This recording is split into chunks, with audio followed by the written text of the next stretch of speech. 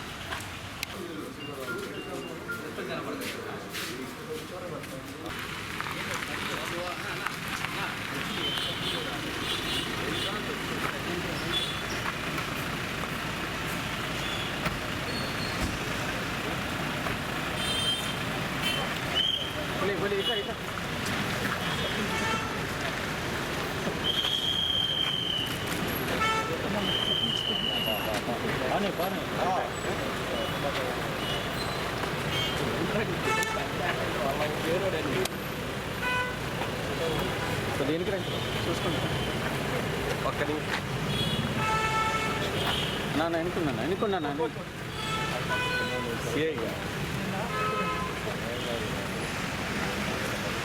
Sports bike అది.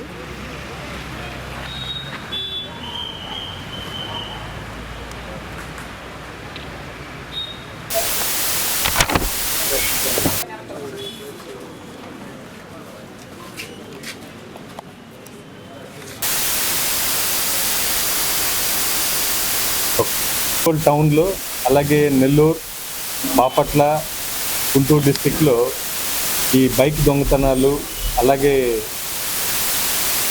Ganja business ఒకతను దీంట్లో ఆల్రెడీ ఇద్దరు ఉన్నటువంటి మనకు 3 ముద్దాయిల్లో సేలంలో ఆల్రెడీ గాంజా బిజినెస్ చేస్తూ దొరికినటువంటి ముద్దాయిలు వీళ్ళు గాంజా చేస్తూ అలాగే ఈ 4 జిల్లాల్లో 33 బైకులను వీళ్ళు దొంగతనం చేసి వేరే దగ్గర ఉంచడం జరిగింది. సో ఈ బైకులందరినీ కూడా ఈ ముగ్గురు కుంచాల శివప్రసాద్ అలాగే ఉప్పు శ్రీకాంత్ వీళ్ళిద్దరూ కూడా కందుకూరు మండలం, వీళ్ళిద్దరిది కూడా చందానగర్. అలాగే ఇంకొక అక్యూజ్డ్ వచ్చి సౌహుద్దీన్ సర్దార్, ఇతను కోల్కతా సిటీ, వెస్ట్ బెంగాల్ నుంచి.